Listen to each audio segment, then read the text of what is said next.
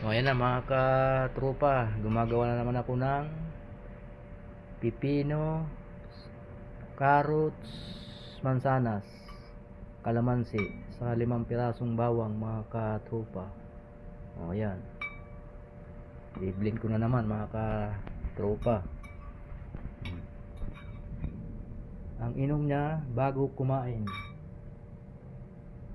Ang oras 7:16 ng umaga, February 9, 2026 mga katropa. O ayan mga katropang sangkap. Gamot sa liver at sa bato. Kumikirot-kirot ang mga tagiliran mo. O ito na.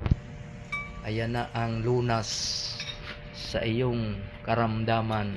Gawin mo lang yan mga katropa tuwing umaga bago kumain, 30 minutes bago kumain. O say mga katropa, magandang umaga saan ka mang dupalok ng Pilipinas at ng mundo.